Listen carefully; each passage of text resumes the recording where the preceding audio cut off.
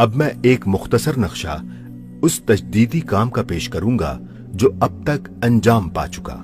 उमर बिन अब्दुल अजीज रहमतुल्लाह अलैह इस्लाम के सबसे पहले मुजद्दिद उमर बिन अब्दुल अजीज हैं। शाही खानदान में आंख खोली, होश संभाला तो अपने बाप को मिस्र जैसे अजीमुशान सूबे का गवर्नर पाया। बड़े हुए तो खुद उमवी सल्तनत के मातहत गवर्नरी पर मामूर हुए। शाहाने बनी उमैया ने जिन जागीरों से अपने खानदान को माला माल किया था, उनमें उनका और उनके घराने का भी बहुत बड़ा हिस्सा था। हत्ता के खास उनकी जाती जायदाद की आमदनी 50,000 अशरफी सालाना तक पहुंचती थी। रईसों की तरह पूरी शान से रहते थे। लिबास, खुराक, सवारी, मकान, आदात व खसाइल सब वही थे जो शाही हुकूमत में शहजादों के होते हैं। इस लिहाज से उनका माहौल इस काम से दूर की मुनासबत भी न रखता था जो बाद में उन्होंने अंजाम दिया। लेकिन उनकी मां हजरत उमर रज़ी अल्लाह ताला अन्हो की पोती थीं। नबी सल्लल्लाहु अलैहि वसल्लम की वफात को 50 ही बरस हुए थे जब वो पैदा हुए। उनके जमाने में सहाबा और ताबईन बकसरत मौजूद थे। इब्तदा में उन्होंने हदीस और फिक़ह की पूरी तालीम पाई थी, यहां तक के मुहद्दिसीन की सफ़े अव्वल में शुमार होते थे और फिक़ह में इज्तिहाद का दर्जा रखते थे। बस इल्मी हैसियत से तो उनके लिए ये जानने और समझने में कोई दिक्कत ना थी कि नबी सल्लल्लाहु अलैहि वसल्लम खुलफाए राशिदीन महदीयीन के अहद में तमद्दुन की असास किन चीजों पर थी और जब खिलाफत बादशाही से बदली तो उन बुनियादों में किस नौइयत का तगय्युर वाक़े हुआ। अलबत्ता जो चीज अमली हैसियत से उनके रास्ते में रुकावट हो सकती थी वो ये थी कि अब उस जाहिली इनकलाब का बानी खुद उनका अपना खानदान था। उसके तमाम फायदे और बेहदो हिसाब फायदे उनके भाई बंदों और खुद उनकी जात और उनके बाल बच्चों को पहुंचते थे और उनकी खानदानी अज़बियत, जाती तमा और अपनी आइंदा नस्ल की दुनियावी खैरखाही का पूरा तकाजा ये था कि वो भी तख्त शाही पर फिरऔन बनकर बैठे, अपने इल्म और ज़मीर को ठोस मादी फायदों के मुकाबले में कुर्बान कर दें और हक, इंसाफ, अखलाक और उसूल के चक्कर में ना पड़े। मगर जब 37 साल की उम्र में बिल्कुल इत्तफाकी तौर पर तख्त शाही उनके हिस्से में आया और उन्होंने महसूस किया कि किस कदर अजीमुशान जिम्मेदारी उन पर आन पड़ी है, तो दफतन उनकी जिंदगी का रंग बदल गया। उन्होंने इस तरह किसी अदना तामुल के बगैर जाहिलियत के मुकाबले में इस्लाम के रास्ते को अपने लिए मुंतखब किया कि गोया ये उनका पहले से सोचा हुआ फैसला था। तख्त शाही उन्हें खानदानी तरीक पर मिला था, मगर बैत लेते वक्त मजमा आम में साफ कह दिया कि मैं अपनी बैत से तुम्हें आजाद करता हूं, तुम लोग जिसे चाहो खलीफा मुंतखब कर लो। और जब लोगों ने बरज़ाओ रग़बत कहा कि हम आप ही को मुंतखब करते हैं, तब उन्होंने खिलाफत की अनान अपने हाथ में ली। फिर शाहाना कर्रफर, फिरौनी अंदाज, कैसर व किसरा के दरबारी तरीके सब रुखसत किए और पहले ही रोज लवाजिम शाही को तर्क करके वो तर्ज इख्तियार किया जो मुसलमानों के दरमियान उनके खलीफा का होना चाहिए। इसके बाद उन इम्तियाजात की तरफ तवज्जो की जो शाही खानदान के लोगों को हासिल थे और उन्हें तमाम हैसियतों से आम मुसलमानों के बराबर कर दिया। वो तमाम जागीरें जो शाही खानदान के कब्जे में थीं, अपनी जागीर समेत बैतुल माल को वापस की। जिन जिन की जमीनों और जायदादों पर नाजायज कब्जा किया गया था वो सब उन्हें वापस कर दी।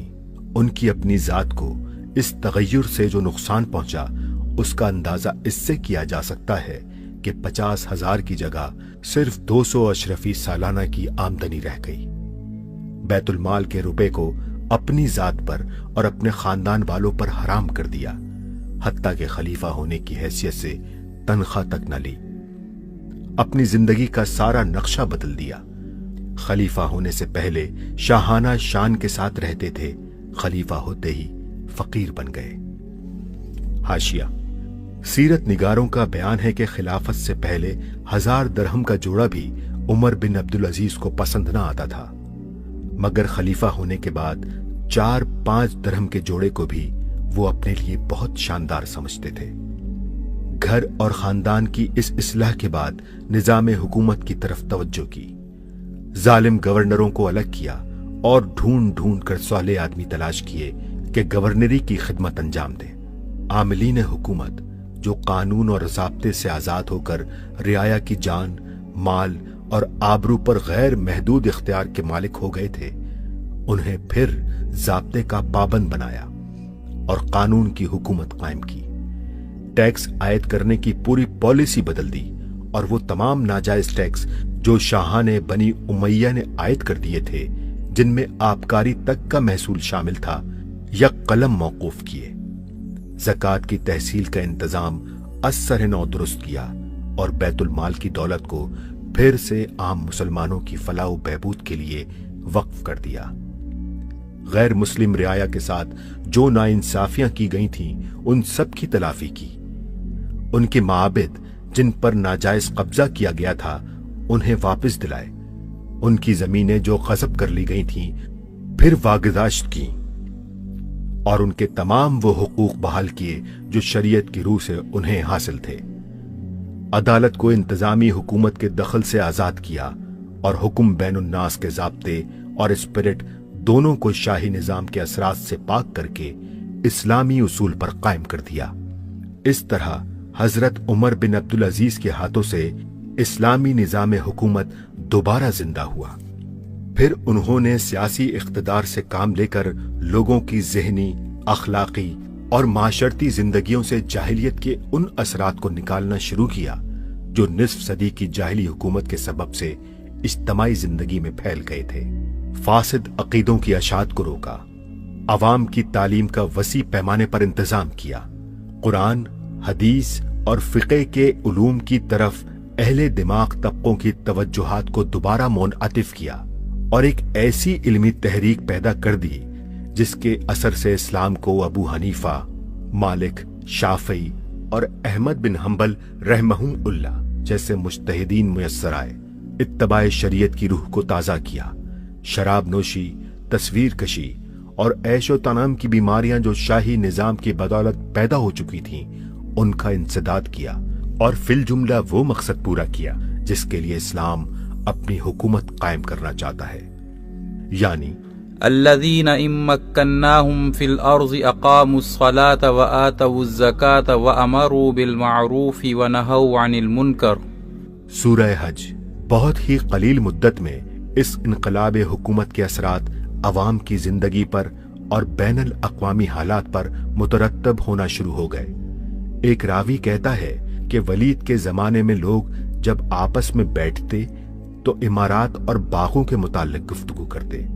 سلیمان عبد الملک کا زمانہ آیا تو عوام کا مذاق شہوانیت کی طرف متوجہ ہوا، مگر عمر بن عبدالعزیز حکمراں ہوئے تو حالت یہ تھی کہ جہاں 4 آدمی جمع ہوتے، نماز، روزہ اور قرآن کا ذکر چھڑ جاتا تھا۔ غیر مسلم رعایا پر اس حکومت کا اتنا اثر ہوا کہ 1000 در 1000 آدمی اس مختصر سی مدت میں مسلمان ہو گئے، اور جزیے کی آمدنی دفعتاً اتنی گھٹ گئی کہ سلطنت کے مالیات اس سے متاثر ہونے لگے۔ مملکت اسلامی کے اطراف میں جو غیر مسلم ریاستیں موجود تھیں، عمر بن عبدالعزیز نے انہیں اسلام کی طرف دعوت دی اور ان میں سے متعدد ریاستوں نے اس دین کو قبول کر لیا۔ اسلامی حکومت کی سب سے بڑی حریف سلطنت اس وقت روم کی سلطنت تھی، جس کے ساتھ 1 صدی سے لڑائیوں کا سلسلہ جاری تھا، اور اس وقت بھی سیاسی کشمکش چل رہی تھی۔ مگر عمر بن عبدالعزیز کا جو اخلاقی اثر روم پر قائم ہوا، اس کا اندازہ ان الفاظ سے کیا جا سکتا ہے جو ان کے انتقال کی خبر سن کر خود قیصر روم نے کہے تھے۔ اس نے کہا کہ اگر کوئی راہب دنیا چھوڑ کر اپنے دروازے بند کر لے اور عبادت میں مشغول ہو جائے تو مجھے اس پر کوئی حیرت نہیں ہوتی، مگر مجھے حیرت ہے تو اس شخص پر جس کے قدموں کے نیچے دنیا تھی اور پھر اسے ٹھکرا کر اس نے فقیرانہ زندگی بسر کی۔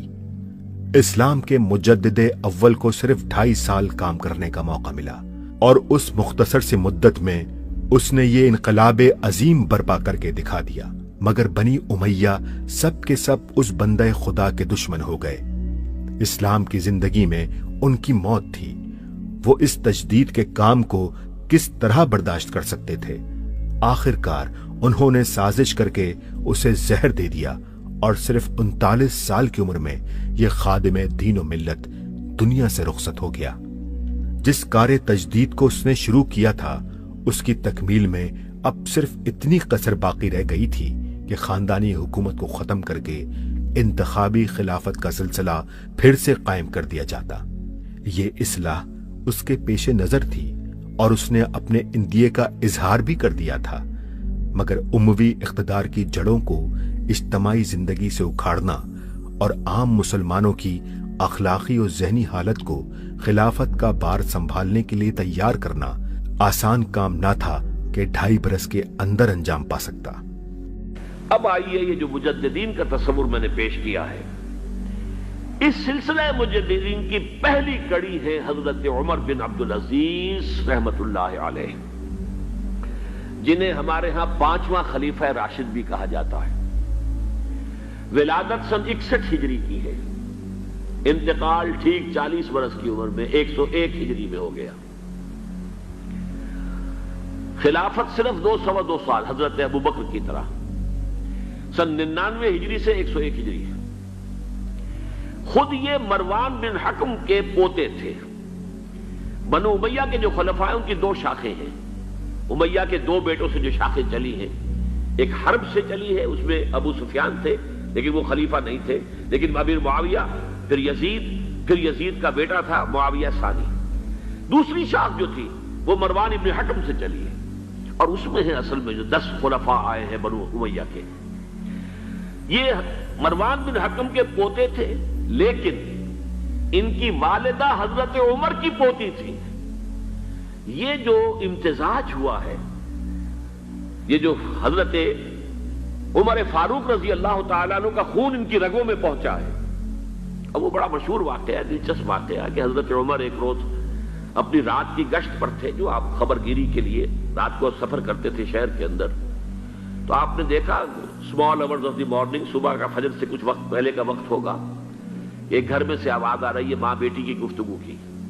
ماں نے کہا بیٹی بکریوں کا دودھ نکال لیا، دہو لیا؟ کہ ہاں امی۔ اچھا اس میں کچھ پانی ملا دو۔ میں نے کہا امی آپ نے سنا نہیں، خلیفہ نے منادی کرائی تھی کہ دودھ میں پانی ملانا غلط ہے، ہرگز کوئی پانی نہ ملایا جائے۔ ماں نے کہا تو بیٹی خلیفہ یہاں کوئی موجود ہے، کوئی دیکھ رہا ہے، پانی ملا دو۔ بیٹے نے کہا کہ امی خلیفہ نہیں ہے، اللہ تو موجود ہے، اللہ تو دیکھ رہا ہے۔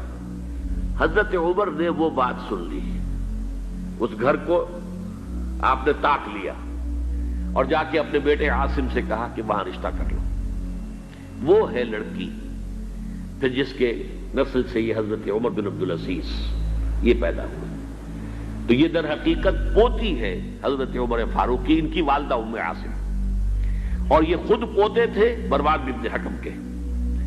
اور جو 8واں خلیفہ تھا بنو امیہ کا سلیمان، اس کی وصیت کے مطابق یہ خلافت ان کو ملی تھی۔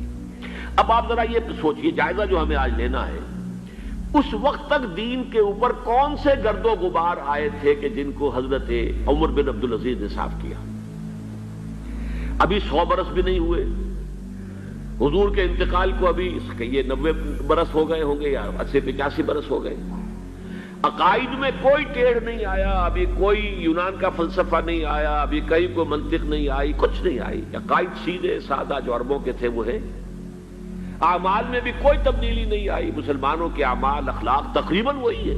کچھ کمی ہو گئی، کچھ دنیا کی طرف زیادہ رغبت ہو گئی ہوگی، مال اور دولت دنیا سے زیادہ دلچسپی ہو گئی ہوگی بس، لیکن دینی اعتبار سے کوئی فساد، کوئی خرابی کوئی نہیں تھی۔ خرابی کہاں آئی تھی؟ نظام حکومت میں خرابی آئی تھی۔ فرق کہاں آیا؟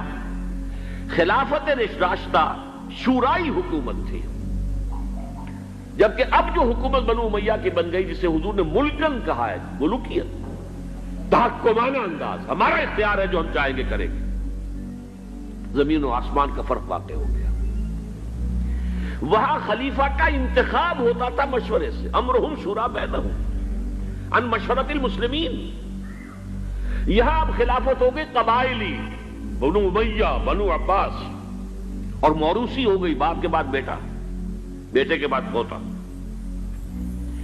وہاں بیت المال مسلمانوں کی ملکیت، مسلمانوں کی امانت تھا خلیفہ کے پاس، اور خلیفہ کا حق اس میں صرف اتنا تھا جیسے کہ حضرت ابو بکر نے فرمایا، حضرت عمر نے فرمایا، اور یہی بات عمر بن عبدالعزیز نے کہی کہ جتنا حق کے قرآن نے دیا ہے کسی مسلمان کو، اگر اس کی زیر کفالت کو یتیم ہو، یتیموں کا مال بھی ہے، اس کی دیکھ بھال وہ کر رہا ہے، تو جو ولی ہے یتیم کا، اگر وہ غنی ہے تو اسے ایک پیسہ بھی لینا یتیم کے مال میں سے حرام ہے، لیکن اگر وہ خود محتاج ہے تو وہ ضرورت کے مطابق اس سے لے سکتا ہے. جتنا کچھ بھی ایک یتیم کا ولی یتیم کے مال میں سے لے سکتا ہے، اس سے زیادہ خلیفہ کے لیے بیت المال سے لینا جائز نہیں. یہ معاملہ تھا ابو بکر صدیق کا، عمر فاروق کا، عثمان غنی کا، علی مرتضیٰ کا رضی اللہ تعالیٰ عنہ اجمعین. لیکن اب آ کر دور بنو امیہ میں یہ جو خزانہ تھا یہ ذاتی ملکیت بن گیا، جس کی بنا پر عیش و عشرت بھی ہوئی، اور داد و دہش، جس کو چاہا جو چاہا دے دیا، جس کو چاہا اشرفیہ بخش دی، جس کو چاہا جو ہے نواز دیا، جس کی چاہا وفاداری خریدنے کے لیے خزانے میں سے بیت المال میں سے پیسہ خرچ کر دیا. پھر عوام کے حقوق، یہ جو آپ کو ہیومن رائٹس کا تصور آج ملتا ہے دنیا میں، کسی شخص کو محض شبے کی بنیاد پر گرفتار نہیں کیا جا سکتا. اظہار رائے کی پوری آزادی ہے. ایک عام آدمی بھی خلیفہ ہے، اس کو ٹوک سکتا ہے کہ یہ کرتا آپ کا کہاں سے بن گیا. یہ تو ان یمنی چادروں کا بنا ہوا ہے کہ جو مال غنیمت میں آئی تھی، اور ہر مسلمان کو جتنا ٹکڑا بنا اس سے کرتا نہیں بنتا. آپ کا کرتا ہم دیکھ رہے ہیں، آپ نے اس یمنی چادر کا بنا ہوا کرتا پہنا ہوا ہے. ہاؤ کم، کیسے بن گیا؟ آپ ہم میں ہے بھی طویل القامت انسان. اور حضرت عمر ناراض نہیں ہوئے کہ مجھ پر میرا ذاتی معاملہ ہے، بلکہ کہا حضرت عبداللہ ابن عمر سے اپنے بیٹے سے کہ بیٹے آپ آزاد کر دیں. ان کا کہ نہ میرا کرتا بن رہا تھا نہ ابا جان کے، میں نے اپنا حصہ جو ہے کپڑے کا وہ بھی ابا جان کو دے دیا. ان کا ٹھیک ہے، الآن نسمع و نطیع، جی اب فرمائیے ہم سنیں گے، اطاعت کریں گے. وہ حزب اختلاف کا وہ رول نہیں تھا کہ خواہ کچھ بھی ہو مخالفت کرنی. ایک بوڑھی عورت ہے وہ ٹوک رہی ہے، عمر تم کون ہوتے ہو ہمارے حق مہر کے اوپر حد بندی کرنے والے؟ سیلنگ اس سے زیادہ نہیں ہوگا، تم کون ہوتے ہو؟ قرآن میں تو اللہ نے قنطار کا لفظ استعمال کیا. ڈھیروں مال دیا ہو اگر مہر میں، تب بھی اگر طلاق دیتے ہو تو تم واپس لینے کے حقدار نہیں ہو. حضرت عمر نے تسلیم کیا کہ آج ایک عورت نے عمر کو دین سکھایا اور اپنا آرڈیننس واپس لے لیا. یہ نظام حکومت، یہ مساوات کے سفر کر رہے ہیں. بیت المقدس کا سفر کوئی 50-100 میل نہیں ہے، 700 میل کا سفر، دق و دق صحرا کا سفر. اور ایک خادم، ایک اونٹ، اس پر باری باری بیٹھ رہے ہیں، جس لیے کہ 2 آدمی بیک وقت نہیں بیٹھ سکتے. سارا راشن بھی اسی اونٹ پر ہے. ایک منزل خلیفہ اوپر بیٹھے ہیں تو خادم جو ہے نکیل پکڑ کر آگے چل رہا ہے. اگلی منزل میں اب خادم اوپر بیٹھا ہے اور خلیفہ جو ہے نکیل پکڑ کے آگے چل رہا ہے. یہ مساوات، یہ تھی خلافت راشدہ. ظاہر بات ہے کہ اب صورتحال تبدیل ہو گئی. پہلے ملک جو تھا وہ اللہ کا تھا، اب ذاتی جاگیر بن گیا، اور اس ذاتی جاگیر میں سے جاگیریں دے دی گئی اپنے خاندان والوں کو، بنو امیہ کو سب سے بڑھ کر، اپنے جو بھی اور وفادار ہیں، جو بھی اور حمایتی ہیں ان کو. اس کے علاوہ جس کے لیے حضور نے اسے ملکن اعظم کہا ہے، ملکن اعظم. عضا یعضو کہتے ہیں دانتوں سے کاٹنے کو، کاٹ کھانے والی، کٹ کھنی، جیسے کاٹ کھانے والا کتا ہوتا ہے، کٹ کھنا کتا. تو یہ کٹ کھنی ملوکیت، اس کے لیے نوٹ کیجئے اسی دور میں حضرت عمر بن عبدالعزیز سے پہلے اسی دور بنو امیہ میں سانحہ کربلا ہوا، عظیم ترین سانحہ. پھر واقعہ حرہ ہوا، 3 دن تک مدینے کو حلال کر دیا گیا فوجیوں کے لیے، جس طرح چاہو لوٹو، جس طرح چاہو عصمت دری کرو، جو چاہو کرو، مال عزت سب تمہارے لیے جائز. مسلمانوں کے ہاتھوں ہوا یہ، اور مدینے کا ہوا، مدینے کا شروع ہوا. پھر اسی دور میں حضرت عبداللہ ابن زبیر کی شہادت ہوئی 73 ہجری میں. پھر حجاج ابن یوسف جیسا ڈکٹیٹر اسی دور میں تھا. سینکڑوں تابعین کو جس نے ذرا کوئی بات کہہ دی، جس کے بارے میں ذرا اندیشہ ہوا کہ یہ جو بھی اس وقت کی حکومت ہے اس کے خلاف کوئی بات کہہ رہا، گردن اڑا دو. کوئی پوچھ تاچھ نہیں، کوئی مقدمہ نہیں، کوئی الزام لگا کر ثبوت کر دینے کی کوئی ضرورت ہی نہیں، سینکڑوں تابعی۔ حضرت عمر بن عبدالعزیز نے کیا کیا؟ دیکھیے ان کا تجدیدی کارنامہ صرف 3 نکات پر مشتمل ہے، یہ میں بتا چکا ہوں آپ کو۔ ابھی نہ عقائد میں کوئی کجی آئی تھی، نہ اعمال میں کوئی خرابی آئی تھی، عوام کے حکومت کے نظام میں تبدیلی ہوئی تھی، اب موروثی ہو گئی تھی اور تحکمانہ ہو گئی تھی۔ خلیفہ جو ہے وہ موروثی یا نامزد ہوتا تھا، اور یہ جاگیر بن گئی تھی اپنی ذاتی بیت المال۔ انہوں نے 3 ہی کام کیے۔ نمبر 1، ان کو خلافت ملی تھی اصل میں سلیمان جو ان سے پہلے خلیفہ تھے ان کی وصیت کی بنیاد پر، لیکن یہ احتیاط کر لی گئی تھی کہ اگر کہیں یہ وصیت پہلے لوگوں کے علم میں آ گئی تو شاید لوگ بغاوت کریں اور حضرت عمر بن عبدالعزیز کو گوارا نہ کریں۔ لیکن یہ کہ انہوں نے یہ کیا جو اس وقت کے ذمہ دار لوگ تھے کہ پہلے وصیت لا کر وصیت پر بیعت لے لی گئی کہ یہ وصیت ہم تسلیم کریں گے۔ ابھی سلیمان کے انتقال کی خبر بھی نہیں دی گئی، اسے بھی چھپا کر رکھا ہوا تھا۔ اس کے بعد وصیت کھولی گئی اور حضرت عمر بن عبدالعزیز اور اعلان کیا گیا کہ سلیمان کا انتقال ہو گیا، تب لوگوں نے بیعت کر لی، کیونکہ بیعت تو کر چکے تھے، وصیت کی بیعت کر چکے تھے۔ اس وصیت میں سے عمر بن عبدالعزیز برآمد ہو گئے تو وہ بیعت خود بخود ہو گئی۔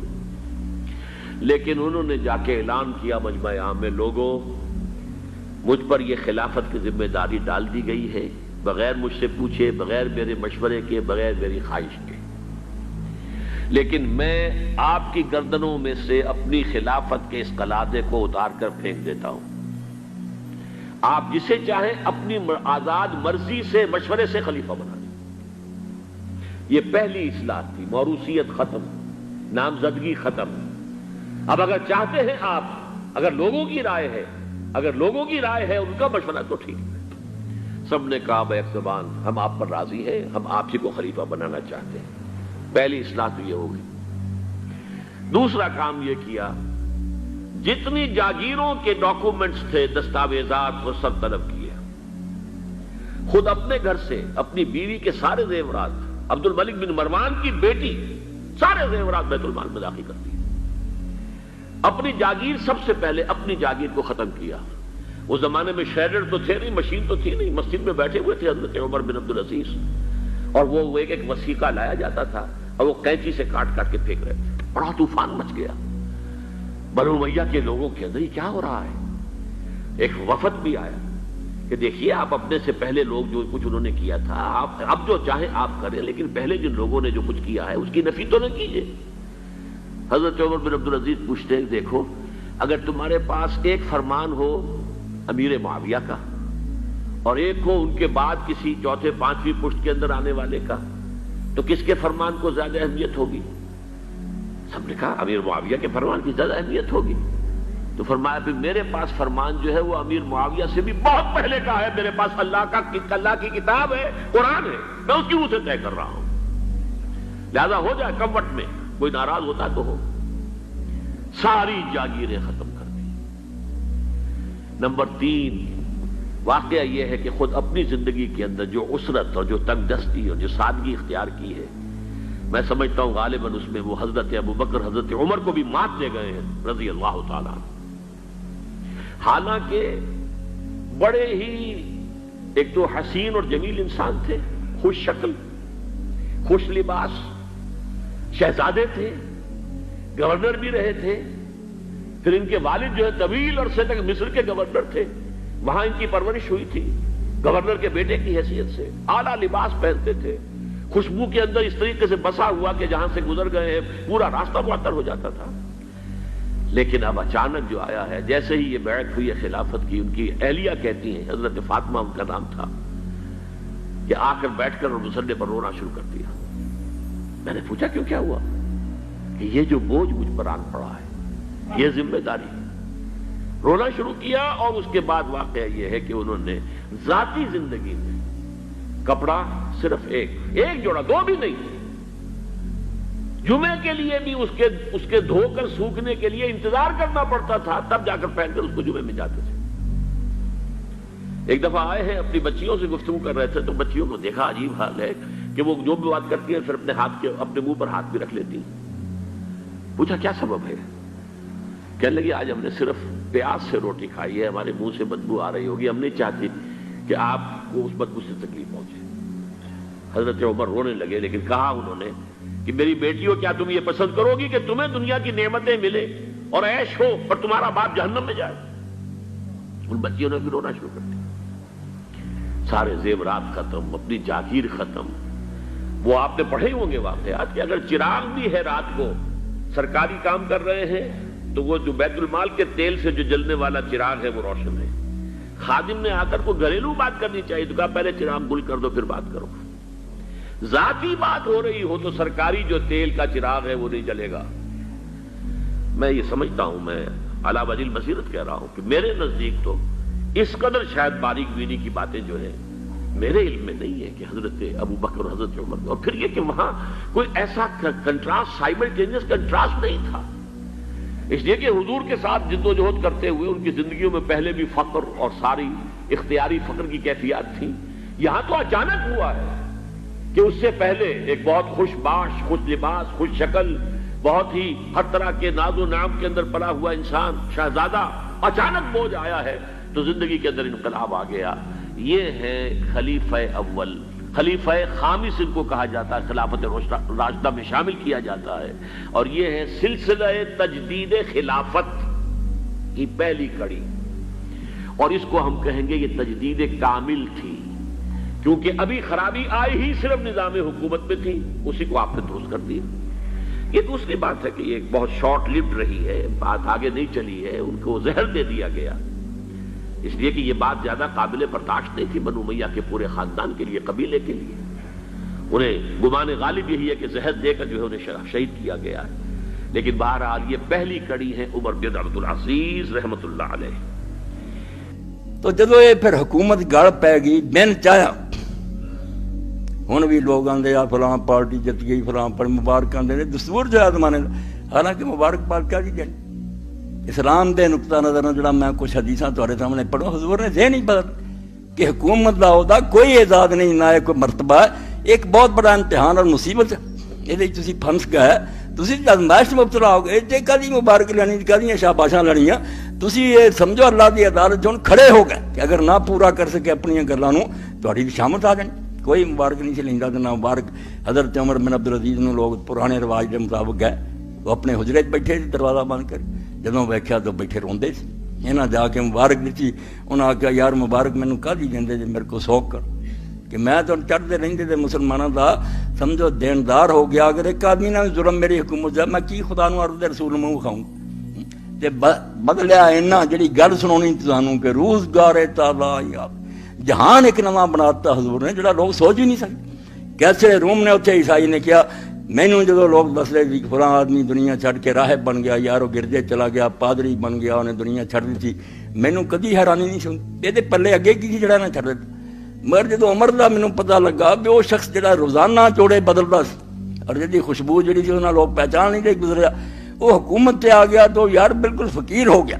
और उन्हें जो खच्चर और गधे भी सी बंदे आख्या बेचो बैतुल माल जमा करो, मेरी सवारी लिए गधा ही काफ़ी, मैं इन्नी सवारियां की करनी। और घर जाके अपनी बीवी ने आख्या फातिमा नूं, जिहदा बाप अब्दुल मलिक हाकम रहा, दो भरा हाकम लंघ गए, हुण आप खलीफा, बाकी दो भरा, उन्होंने जाके आख्या फातिमा जिहड़ा तेरे प्यो ने हार दिता सी तेनों जेत, वो सब नाजायज़ मुसलमानों का माल लुटिया, मेरा तेरा वक्त जिहड़ा लंघ गया, हुण मैं हो गया मुसलमानों का एक किस्म का नौकर, मेरे नाल गल कर रहा रहना ही तो हार वापस खजाने कर दे, ते हार संभालना ही तो मेरे को तलाक ले ला, तो जा जाके जिहदियां आयाशियां करनियां भरावां नाल कर ली। फिर उमर को उन्हें शायद की आस कोई ना रखी, वो भी नेक हो गई। उन्हें आख्या उमर जे तू बदल गया तो मैं हार कर लैके की कर, बिल्कुल फकीर दरवेश। तो कैसर ने आख्या जेडे लोग राहिब बन जाते दुनिया छड़ के, वो की सी उन्होंने पल्ले जो छड़ गए।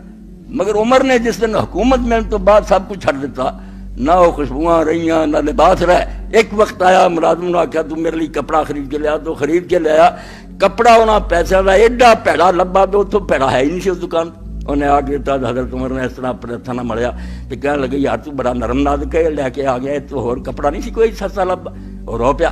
उन्हें आख्या अमीर मैं वही वक्त मैं देखा जदों मैं आला तुआरा लिया तू आंदा ये चंगा नहीं सी लब्बा तू, अज ये मैं भैड़े तो भैड़ा लभ के आया, जो तू है ही नहीं भैड़ा कुछ, मैनू भी आखना नरम नाद के बदल गया। दुनिया ने देखा کہ 2 سال جو اس طرح اس زمین سے رہا جی میں اللہ تو ڈرن والا بندہ رہا. اس تو اللہ کے رسول دا اصل کارنامہ